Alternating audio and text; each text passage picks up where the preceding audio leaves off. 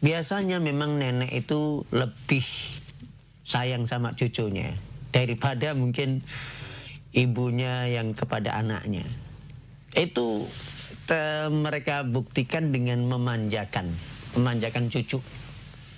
Itu rata-rata seperti itu.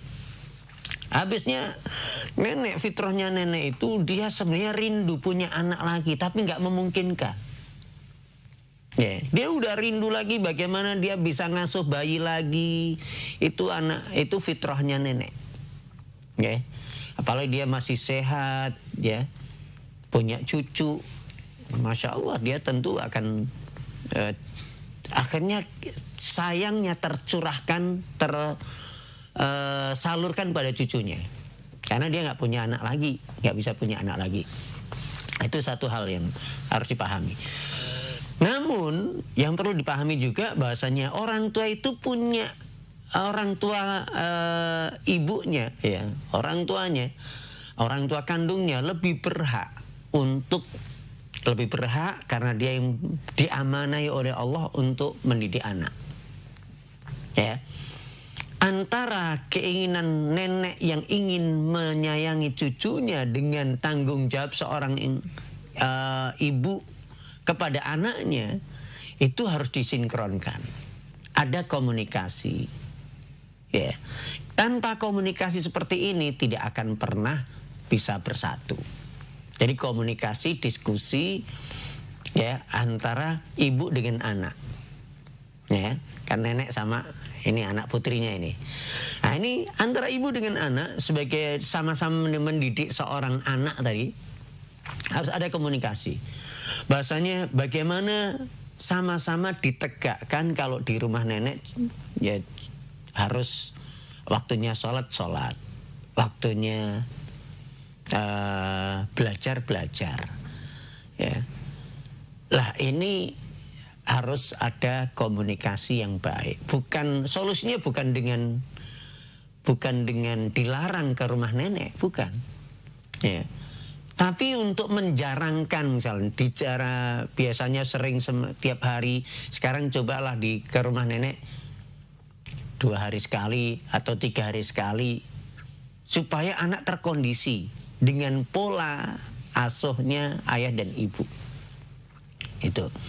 Kemudian mungkin cara ibu juga sebagai ibu atau sebagai ayah perlu koreksi. Kenapa kalau di rumah itu ngedon gitu ya, males. Ya. Bagaimana itu perlu koreksi, bagaimana cara membangkitkannya. Ya, mungkin selama ini ya cara-cara kita dalam menyuruh, ya, memerintah ke anak itu langsung to the point. Ya, anak sedang asik main game. Ya, anak sedang asik nonton TV misalnya, nonton atau bermain. Sedang asik-asiknya, begitu dengar azan langsung disuruh sholat. Ini pasti dapat penolakan. Pasti ditolak. Ya. Dengar azan, tuh sudah berhenti azan, sholat sana. Ya. Sedang asik-asiknya main, sedang asik-asiknya dia nonton, suruh belajar. Pasti ditolak. Bagaimana cara penolakan? Tanpa penolakan. Ibu, bapak itu harus masuk ke dunia anak dulu. Selami dulu. Anakku sedang ngapain ini? Oh, asik nonton. Ikut nonton sebentar. Asik kali nontonnya. Enak ya? Ceritanya kayaknya menarik banget nih. Kita yang masuk kira-kira ikut seneng, anaknya seneng. Gitu ya. Itu cara masuk ke dunia anak. Ya, kita seneng dulu saat anak seneng, baru kemudian kita arahkan. Tapi ini sudah azan loh, ya, nanti dilanjutkan ya. Sekarang diberhenti dulu. Ini walaupun menolak, tapi tidak terlalu, akan mudah bagi anak untuk mengikuti. Tapi kalau sedang asik-asiknya langsung diputus, suruh sholat, berat, ya, sangat berat, ya. Jadi masuklah ke dunia anak dulu. Oh, anakku sedang larut dalam tontonannya, sedang larut dalam permainannya. Masuklah ke dunia mereka. Ikut larut juga sebentar. Enak kali.